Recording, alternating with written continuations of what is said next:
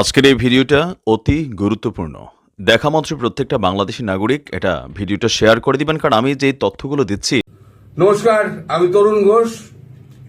Doctor Yunus তিনি তো বিদেশ যাচ্ছেন, 4 সঙ্গী সাথীকে নিয়ে যাচ্ছেন। এই 4 জন দেহরক্ষী তাকে হয়তো বাঁচাবে, কিন্তু এই যে আমার যে সমস্ত বন্ধু বান্ধব রয়েছে বিদেশে, যারা আওয়ামী লীগ করেন, নিয়মিত আমার সঙ্গে যোগাযোগ রাখেন, তারা গতকাল রাত থেকে ভীষণ উত্তেজিত হয়ে আছেন যে একজন আসুক, তার জন্য আমরা বসে আছি। তার সঙ্গে কে এলো না এলো তাতে কেউ যায় আসে না। তারা আমাদের শত্রু নয়, আমাদের শত্রু একজনই, সেটা হচ্ছে ডক্টর মোহাম্মদ ইউনূস। এবং তারাও কিছু প্ল্যান করে রেখে দিয়েছে। আমি পুরোটা বলবো না, কিছু কিছু বলি আপনাদের, ছুঁয়ে যাচ্ছি। সেটা হচ্ছে, ধরুন এরকম 4-5টা হোটেল আছে যেখানে যেখানে উনি উঠতে পারেন। উনিও তো মহা ধুরন্ধর, উনি আগে ভাগে জানাবেন না উনি কোথায় উঠবেন, বা জানিয়েও অন্য হোটেলে গিয়ে উঠতে পারেন। বুকিং একটা রইল, যাবে তো সরকারের পয়সা। এদিকে এরাও তেমনি চালাক, অত্যন্ত বুদ্ধিমান, প্রখরতম। বিদেশে গিয়ে চাকরি করছে এত বছর ধরে, তার বুদ্ধিশুদ্ধি নেই তা তো বললে হবে না। তারাও দলে দলে ভাগ হয়ে 4-5টা হোটেল, তারা অতিথি হিসেবে তারা ওখানে ঢুকে পড়েছেন, মানে পড়বেন আগামীকাল থেকে। এখন এগুলো নন ভায়োলেন্ট অত্যাচার হবে তার উপরে। ধরুন চা খেতে খেতে তার গায়ে চা ফেলে দিল, অথবা খাবারের প্লেটটা উল্টে যেতে পারে, হতেই পারে। দুর্ঘটনা কত রকমের হয়, এগুলো তো আর প্রাণী মারার চেষ্টা নয়, এগুলো দুর্ঘটনা হিসেবে নন ভায়োলেন্ট এগুলো হিসেবে ধরা হবে, অ্যাকশন হিসেবে ধরা হবে। তো এই সমস্ত বুদ্ধি টুদ্ধি আরো আছে। আমি পুরোটা বললে পরে উনি আবার সতর্ক হয়ে যাবেন। আমার তো আর ভিডিও দেখেন টেকেন, আবার যারা দেখেন তারা আবার পরামর্শও দিতে পারেন।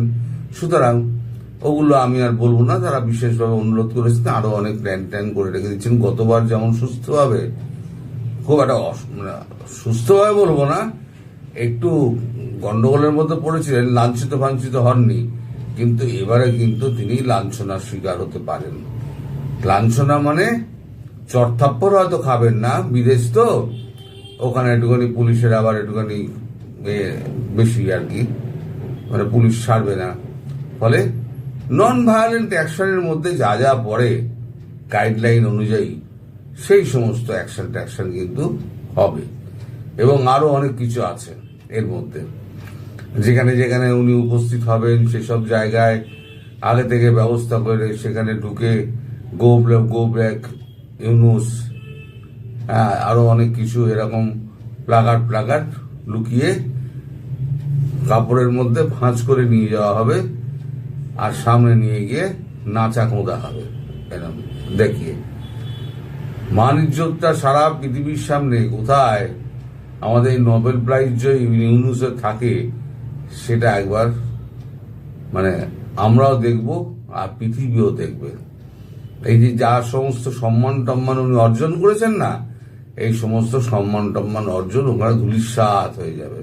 এরা সমস্ত বসে রয়েছে, কারণ এরা দেখেছে যে গতবারে এরা ছেড়ে দিয়ে খুব ভুল করেছে। মানে এই ধরনের প্ল্যানগুলো তারা খাটায়নি। এবারে যে প্ল্যানগুলো করেছে সেগুলো একবারে আমি 2-4টে শোনার পরে বললাম যে মাস্টার পিস হয়েছে। তা এবারে ইউনূস সাহেব এই সমস্ত বডিগার্ড নিয়ে গিয়ে ওরা পার পাবেন বলে মনে হচ্ছে। বডিগার্ডদের ওপরে কিছু হবে না, তারা আসল লক্ষ্য নয়, কিন্তু তারা গালিগালাজ শুনবেন। এই যে ফখরুল সাহেব যাচ্ছেন, এনারা কিন্তু গালিগালাজ শুনবেন। আর এই এনসিপি যে যাচ্ছে তার কপালে তো অশেষ দুর্গতি আছে। হোটেল থেকে বেরোতে পারি কিনা সন্দেহ আছে, এয়ারপোর্ট থেকে বেরোতে পারি কিনা সন্দেহ আছে। যে এবারে সামনে পেছনে ডাইনে বাঁয়ে যতগুলো এক্সিট গেট রয়েছে সব জায়গায় এরা থাকবে হাতে ডিম নিয়ে, বড় বড় সাইজের ডিম নিয়ে, মানে পটাপট মেরে একেবারে গাড়ি অবরুদ্ধ করে দেবে। তো এই সরকার তো সব সম্পর্কে মানুষের হচ্ছে এইরকম তীব্র ক্ষোভ আর যন্ত্রণায় ভুগছে দেশের মানুষ। আর দেশের মিডিয়া তাদেরকে তো হরিবোল করতাল বাজানোর জন্য রেখে দিয়েছে। তারা এই সমস্ত তো মানে সমস্ত মিথ্যে খবর প্রচার করে। এই যে কিছুদিন আগে গতকালকে না পরশুদিন আপনাদের খবরে প্রকাশ পেয়েছে যে ভারতে নাকি ইলিশ পাঠাবে না লোকসানের ভয়ে। আসলে লোকসান নয়, ভারতবর্ষের ইম্পোর্ট অর্গানাইজেশন গুলো তারা মোদি তাদেরকে বলেছিল তোমরা কেন ইম্পোর্ট করছো, আর তারা ভয়ের চোটে এবারে, আর গতবার তারা লস খেয়েছিল, ভয়ের চোটে তারা এবারে সব ইম্পোর্ট বন্ধ করে দিয়েছে। তারা চিঠি দিয়ে জানিয়ে দিয়েছে যে আমাদের এখানে 1200 টন ইলিশ পাঠাতে হবে না। সেটাই এখন তো পাঠাতে পারছে না, তা কিছু তো একটা বলতে হবে। তা বলেছে লোকসানের ভয়ে ইলিশ পাঠাচ্ছে না তারা। একদিন শুনে এসেছি আমাদের শেখ হাসিনা পূর্ববর্তী প্রধানমন্ত্রী, তিনি নাকি 16 বিলিয়ন 18 বিলিয়ন ডলার করে প্রতি বছর বাইরে পাচার করতেন। তা 1 বছর তো হয়ে গেল, 1 বছরে 16 বিলিয়ন ডলার তার তো জমে থাকা উচিত ছিল। তাহলে 37 মিলিয়ন বা 35 মিলিয়ন ডলার, তাহলে পরে এটা আবার এক্সট্রা লোন হলো কি করে? প্রশ্ন তো এখানে জাগে না, সাধারণ মানুষের মনে প্রশ্ন তো জাগছে যে 16 বিলিয়ন তো বেঁচে গেল, আপনারা ওটা খেয়ে ফেলেছেন। উনি যদি না খেয়ে থাকেন তাহলে থাকার কথা, মানে উনি যদি খেয়ে থাকেন, এবারে উনি খাননি, উনি নেই, তাহলে আপনারা খেয়েছেন। প্রমাণটা তাই তো হয়। আপনারা যে অভিযোগ করেছিলেন সেই অভিযোগ যদি সত্যি হয় তাহলে ওই 16 বিলিয়ন ডলার তাহলে সরকারের কোষাগারে থাকার কথা, সরকারের কোষাগারে তো নেই।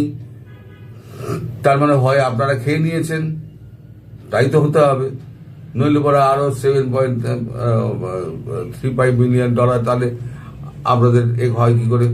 সর্বত্র শুধু মিথ্যা আর মিথ্যা। একটা গুজবের পেছনে দেশটা খন্ড খন্ড করে দিলেন, দেশটা 12টা বাড়িয়ে দিলেন একটা গুজবের পেছনে দৌড়ে। আর আমায় গুজব বাজ বলে কি হবে? দেশের 12টা বাজিয়ে দিলেন গুজবের পেছনে ছুটে ছুটে, আমায় বলছেন গুজব বাজ। যাই হোক, অনেকে আবার লিখেছেন যে চাবাহার পোর্ট নিয়ে কিছু বলতে। চাবাহার পোর্ট নিয়ে যা যা হচ্ছে সে আপনারা সবাই জানেন।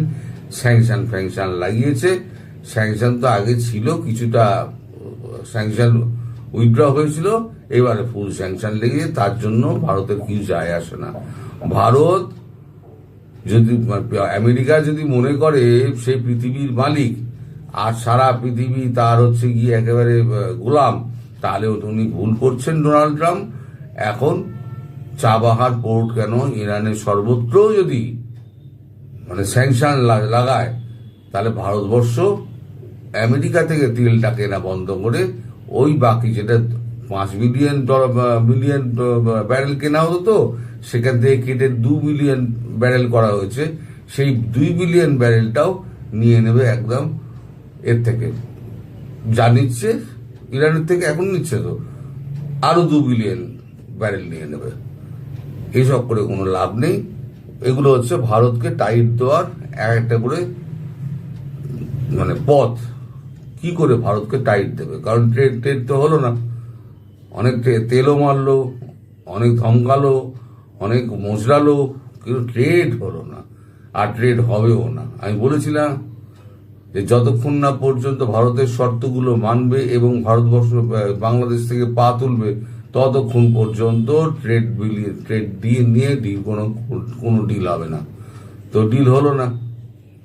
তো এই যারা আমাকে যারা অকথা কুকথা যারা বলে থাকেন, তারা এবারে বিচার করুন যে আমি সত্যি বলেছিলাম না মিথ্যে বলেছিলাম। আরো যেগুলো আমি বলে যাচ্ছি না, দিনান্তে দেখবেন গরিবের খবর বাসি হলেও কিন্তু মিথ্যে হবে। হ্যাঁ, হয়তো একটু দেরি হচ্ছে, সবকিছু দেরি হতেই পারে, সময় মতো হবে তার কি মানে আছে? আমি কি সরকারের অংশ যে সময় মতো হবে?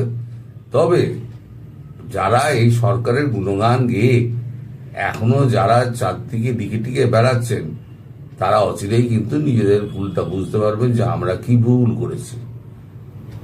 আজকে শেখ হাসিনার অবর্তমানে আজকে বাংলাদেশের যে হাল হয়েছে, তার কিন্তু শিকার কিন্তু খোদ আপনারা। ইউনুসের কিচ্ছু যায় আসেনি, নিজের ঘর গুছিয়ে নিয়ে ইউনুস পকেট ভর্তি করে ইউনুস যা করার ইউনুস করে নিচ্ছে। পরে সে জেলে ঢুকবে না ফাঁসিতে ঝুলবে সে তো পরের কথা, এখন তো করে নিচ্ছে। যদি পালিয়ে যেতে পারে, সময় মতো পালিয়েও তো যেতে পারে, কারণ আমেরিকা যদি তাকে ঠিকঠাক তুলে নিয়ে যায়, আমরা যেমন শেখ হাসিনাকে তুলে নিয়ে এসছি, এরকম যদি আমেরিকা যদি ইউনুসকে তুলে নিয়ে যায় হেলিকপ্টারে করে সমুদ্রের উপর দিয়ে তুলে নিয়ে চলে গেল, আমরা কিছু করতে পারলাম না, হতেই পারে। তাহলে হয়তো ইউনুস বেঁচে যাবে, তখন এই যতগুলো টাকা মেরেছেন তার কমিশন তো দিতে হবে। এই যে ডিপ স্টেটকে, ক্লিন্টন হিলারিকে একে তো দিতে হবে। পরিশেষে আবার বলি যে ইউনুস যাচ্ছেন বটে, আস্ত যাচ্ছেন, সশরীর আস্তই ফিরবেন, কিন্তু মান সম্মান ইজ্জত সমস্ত কিছু ডুবিয়ে বিশ্বের কাছে মুখ কালো করে তিনি দেশে ফিরবেন। সেটা এখন শুধু সময়ের অপেক্ষা। গরিবের কথা বাসি হলো সত্য হবে, এটা তখন মিলিয়ে দেবেন। সবাই ভালো থাকবেন, সুস্থ থাকবেন, সাবধানে থাকবেন। নমস্কার।